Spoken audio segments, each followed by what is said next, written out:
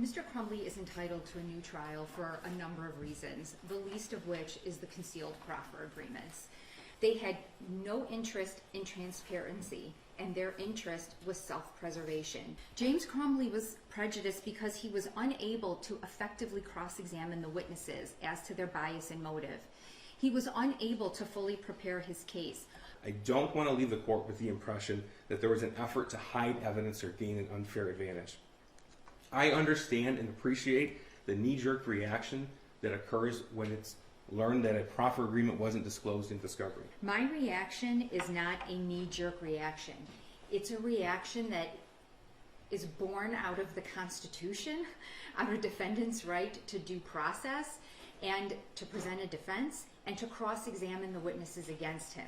So if our Constitution wants to be called a knee-jerk reaction, then that's fine. Do you agree that a prosecutor is under a duty to disclose any information that would materially affect the credibility of a witness?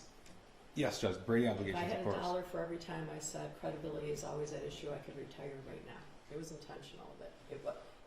There was a willful non-disclosure. It wasn't turned over, Judge. That's a fact. But it would be an error to ascribe ill intent to that.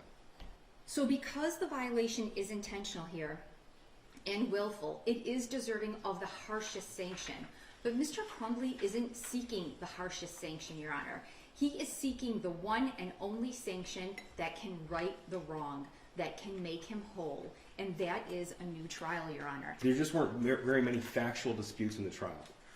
That's the crux of prejudice and materiality. Your Honor, the facts might not change, but the way that they're characterized and the narrative that's given around the facts, right, that's what's important. And I do want to point out that the interview that counsel is referring to, that was turned over to defense. Defense counsel had that. Their attorneys didn't even show up for those prep meetings most of the time. So counsel had opportunities, if counsel sought at trial, to try to cross-examine on any inconsistencies. If Your Honor does not grant a new trial, you send a message to Karen McDonald and to her office that you will and that the courts will tolerate this type of misconduct, this type of constitutional violation. But our rules and the court's obligation to ensure due process and a fair trial and full and fair cross-examination cannot bend to emotion, Your Honor. If it does, then our justice system has no integrity, and the rules mean nothing, and the Constitution means nothing.